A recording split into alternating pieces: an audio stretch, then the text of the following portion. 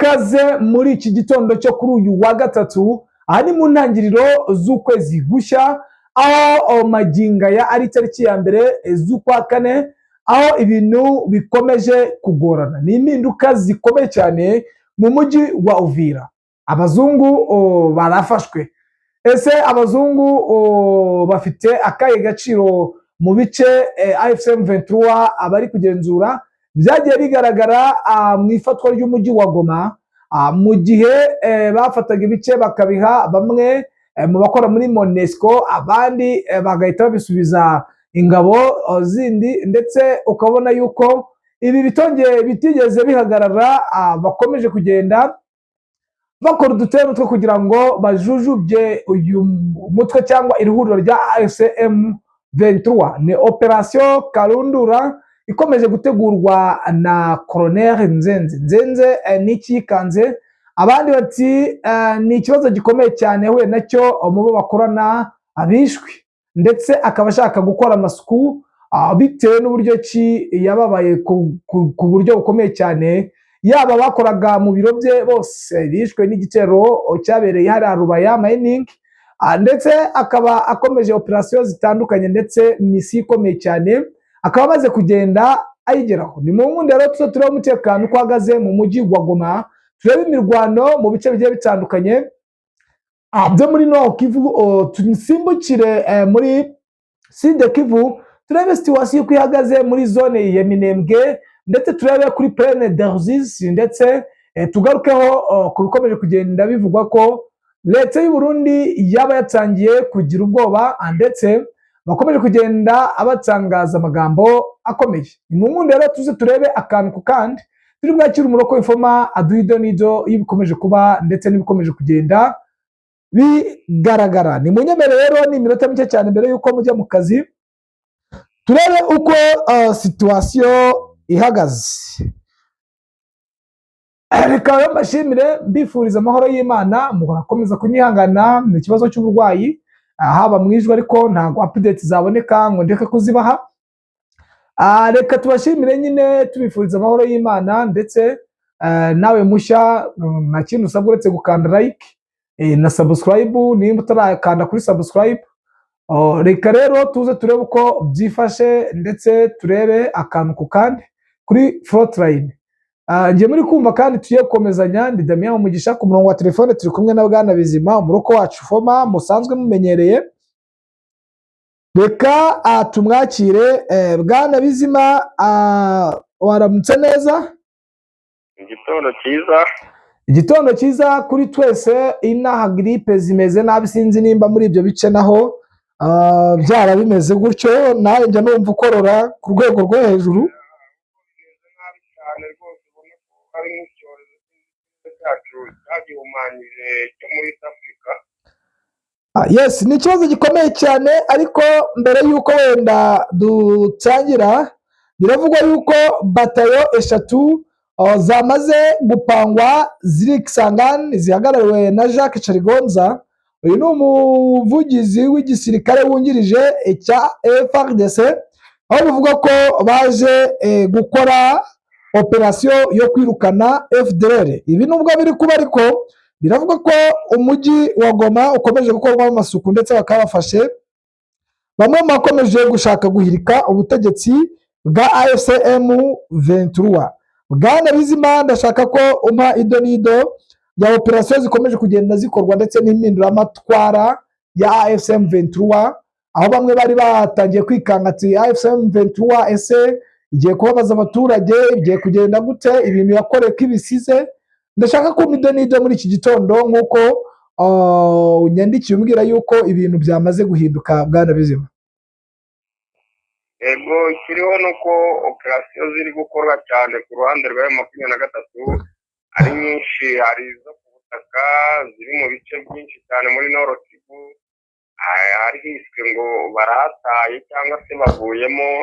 Byagiye bigora cyane kwa Rutio na FARDC, ku buryo byagiye biba nk'aho ari nk'isomo bagiye bahabwa, kwereka ko M23 byabaye nk'aho yahinduye isura, kandi bimaze gusa naho bihinduriye izina mu ruhando mpuzamahanga mu bijyanye n'iyi mirwano iri kubera muri FARDC yaba muri Nord Kivu na Sud Kivu, ubona ko ari ikintu kinatunguranye cyane. Abantu bose bari kwibazaho bavuga bati FDLR zataha mu Rwanda, Wazalendo bagasubira mu buzima busanzwe, ndetse n'ingabo za FARDC zigatanga amakuru kuri gavumenti yabo mu buryo ki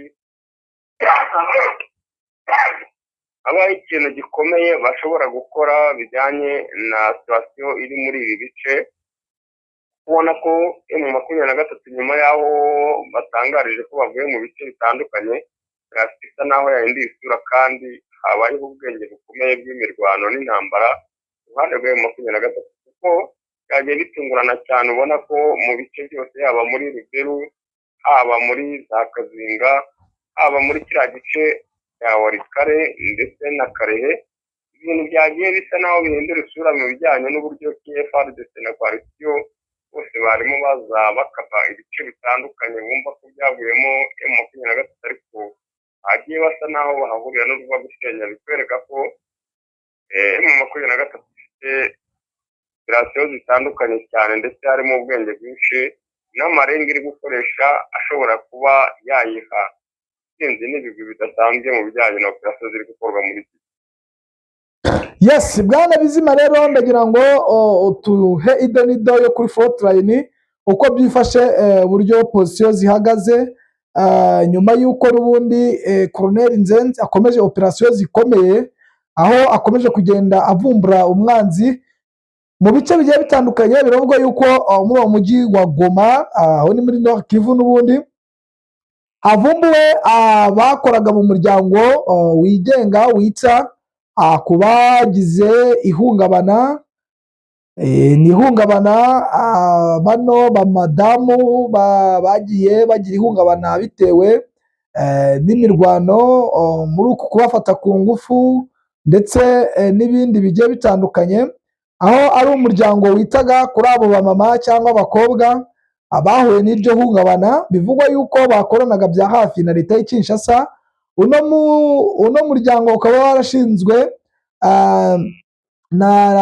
n'abanyagihugu cyangwa abadiplomate baba mu Bubiligi, bakaba bamaze kuvumburwa tayari, ubu bakaba bamaze gufungwa.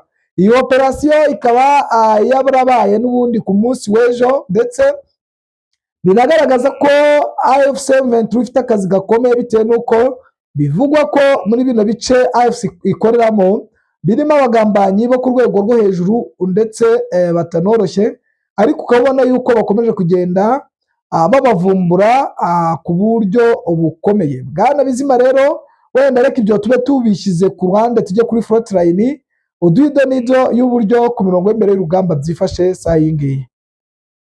Yego, buriya imirongo yo ku rugamba buriya igizanwa n'ibi byose bisa naho bitangizwa, kuko nk'abo ngabo uvuyeho ni abantu ubona ko baba baraje biyoberanya mu buryo bwinshi, ariko buriya ni ahantu itukura igisubizo cyo ku mirongo yo ku rugamba bijyanye na operasiyo ziri kuba, kuko niba igihugu gikomeye kuriya gishora amafaranga menshi, kikaba gifite ingabo z'ibihugu bitandukanye ndetse n'abacanshuro, kikaba gifite ingabo zacyo zatreninzwe kandi zirimo ibyiciro bitandukanye, ariko ukabona bari kugera ku rwego rwo kwiyambaza ku bakozi mpuzamahanga, ndetse baje mu buryo ubona ko batabogamiye kuri leta, ari nk'abo bigenga, ari mu buryo bwo kugira ngo bashake amakuru.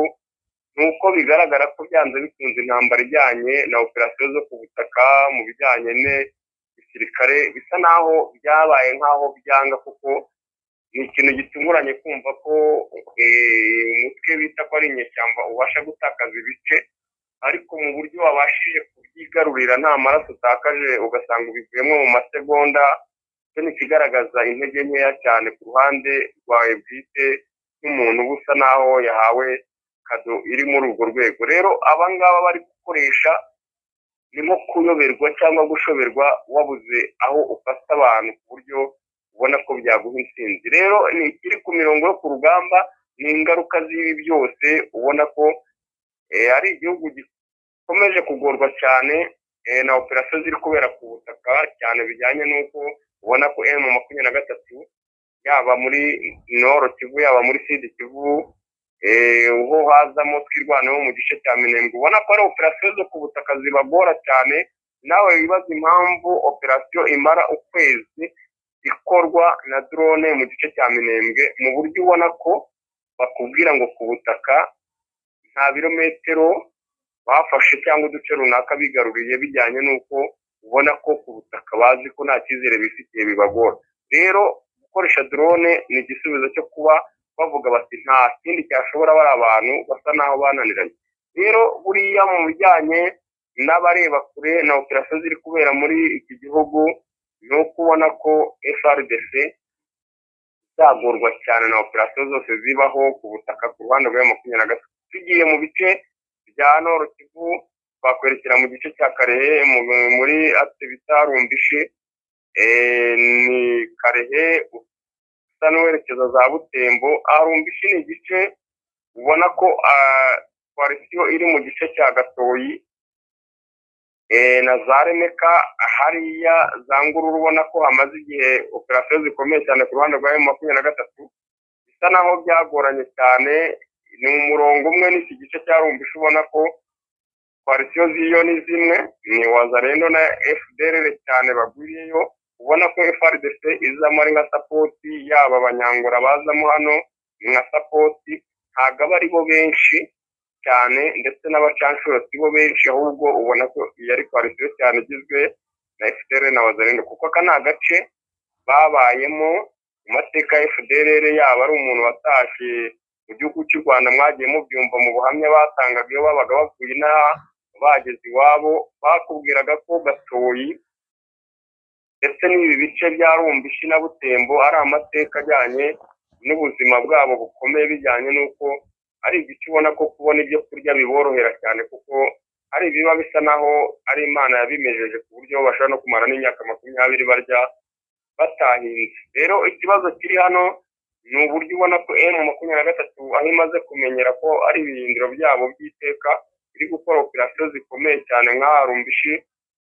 Ni agace bakunda kwinjirira kuko kagize umujyi waha, kandi hari iby'ingenzi baba bakeneye uvuye muri aya mashyamba asa n'aho akikije iyi santere.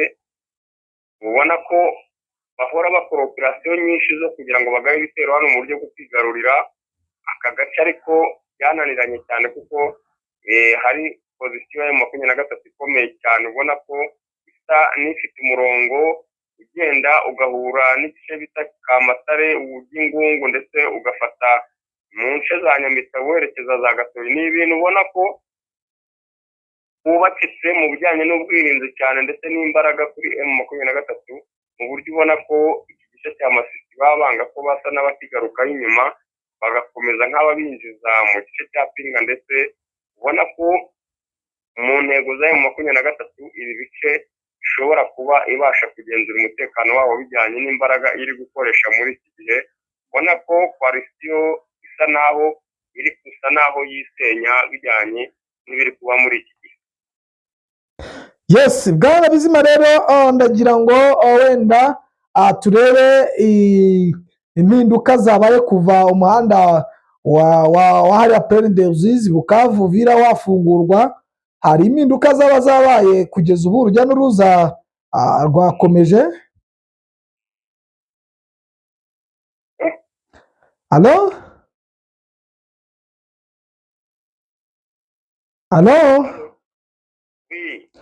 Nari ndimo nkubwira ni nyuma y'ifungurwa rya Plaine des Ruzizi hano ni Bukavu Uvira, urujya n'uruza rumeze rute?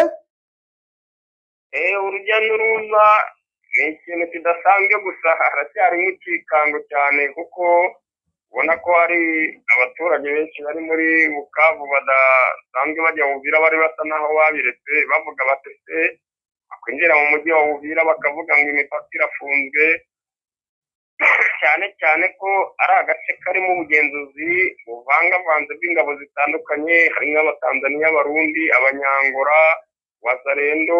Iba yemereye nk'aho muri iki gice cya Nord Kivu bayifata nk'abasazi, ati ubu twakwinjira muri Uvira bagafunga imipaka, bakongera umuhanda bakawuboroka, twakwerekeza he i Burundi, gucayo n'ubundi utazenguruka mu Rwanda ngo bishoboke imipaka ifunze. Rero ni ikintu ubona ko urujya n'uruza rudashamaje, ahubwo buriya abarimo kuva muri Uvira berekeza Bukavu bo baraboneka cyane, kuko bo baravuga bati niyo twagenda bakatugoroka twaguma muri kiriya gice gitekanye n'ubundi nta mahoro ari muri Uvira, bijyanye n'akajagari ndetse n'akavuyo kari muri uyu mujyi, bijyanye na situasiyo iri muri Uvira, ubona ko ari situasiyo igoye cyane, bijyanye n'uko ubona ko koalisiyo irimo iruta abaturage barimo, mu buryo ubona ko atari ibintu binejeje abaturage. Yes, Bwana Bizima, ukuboko kw'ingabo z'u Burundi nyuma y'uko mu masaha y'umugoroba w'ejo bahuye n'uruva gusenya mu bice mu birometero 27 uvuye kuri Melchior Ndadaye International Airport, bivugwa yuko ndetse ari naho hasigaye kuraswa. Umwuka uhagaze ute ku ngabo z'aba FDNB muri ibyo bice bya Sud Kivu? Ikintu ubona gikomeye cyane ndetse cyabaye nk'impinduka, kuko ubu kugira ngo winjire muri iki gihugu uvuye muri Uvira ni ibintu bigoye cyane, ndetse ku buryo nk'umuntu utari umunyagihugu waje muri iki cyerekezo, ndetse niyo yaba umunyagihugu asa naho ari kubanza gushakaho amakuru y'ibyari byamuzanye muri Uvira, mu buryo ubona ko batizeye umutekano wabo, ndetse ko babaye nk'aho basa n'abongera urujya n'uruza cyane mu mazi muri Tanganyika mu bijyanye n'ubwato bw'intambara, ariko haje gusa naho habaho igikorwa cya M23 iri mu misozi ya Kabunambo, ndetse ubona ko ari agace gasa naho kaba karinze aya mazi cyane ya Tanganyika. Habaye nk'aho hagaragaramo ibikorwa byinshi cyane ku ruhande rwa M23, ndetse ubona ko ingabo z'u Burundi zasaga naho zongeye umutekano mu mazi mu buryo bw'ikikango, ariko hahise haba ikibazo cy'uko M23 yabashije gusa naho